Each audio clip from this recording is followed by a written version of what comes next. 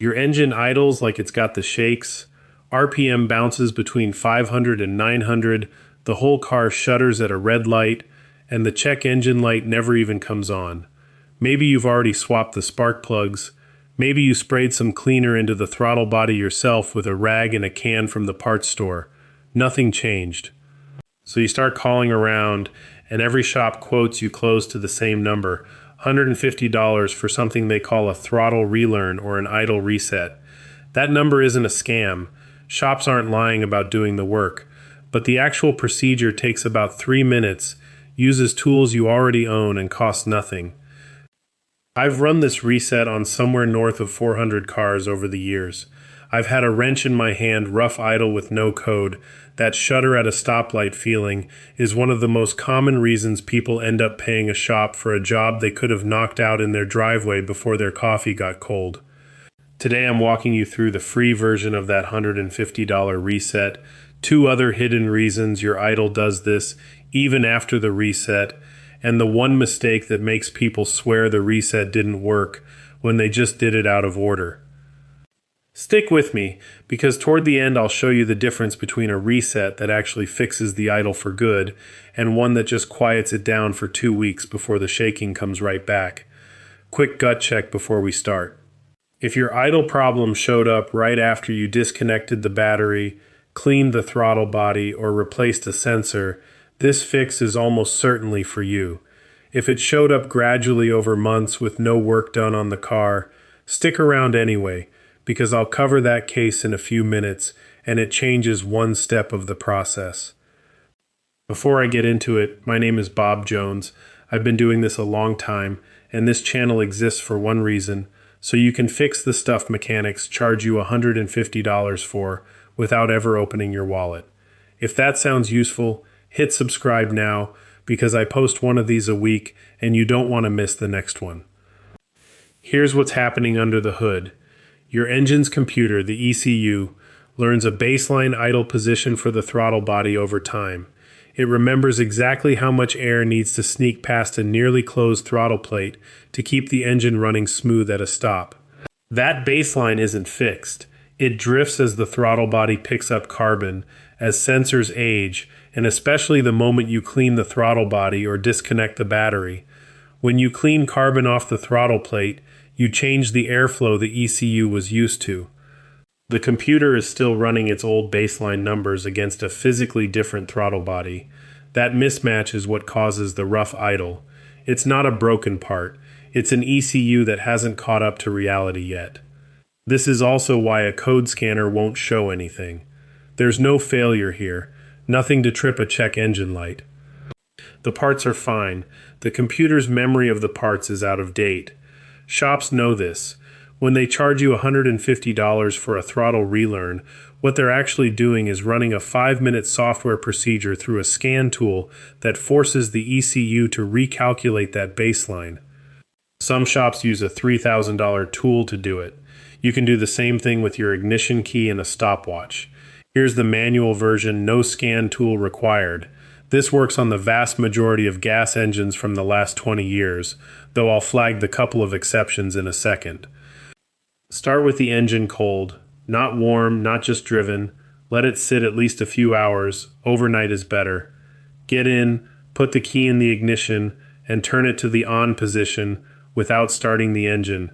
Dash lights come on, engine stays off. Hold that for about 3 seconds. Turn the key back to off, wait 10 seconds.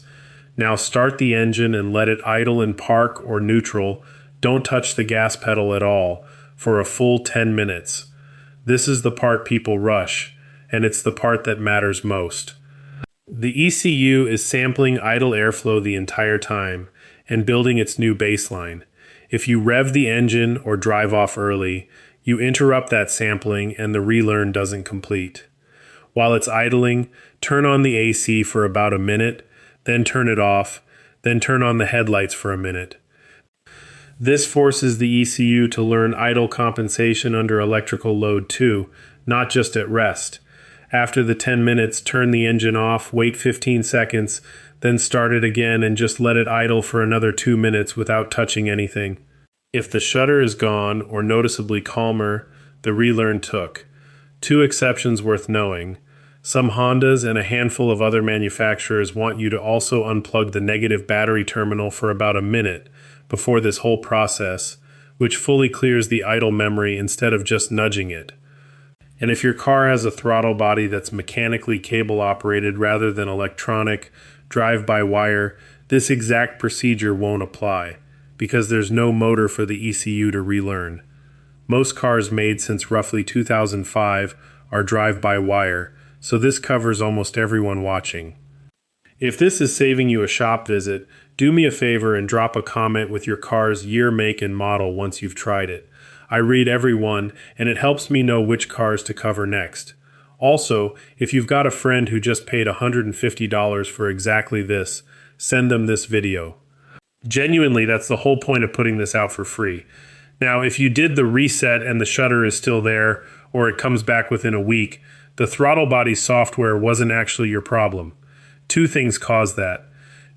First, the idle air control passage itself might still be dirty even after you sprayed it.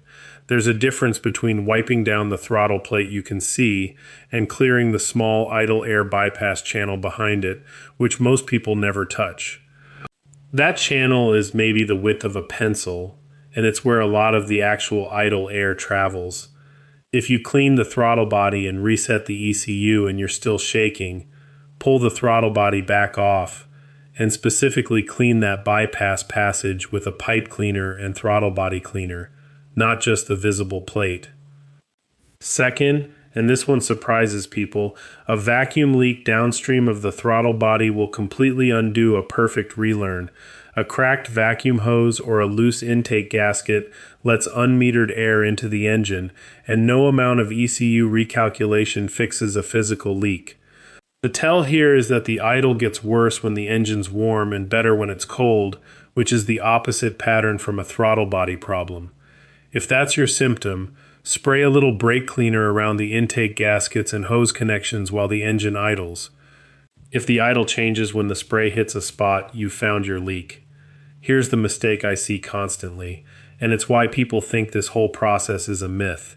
They do the key on, key off sequence, then immediately drive to the store.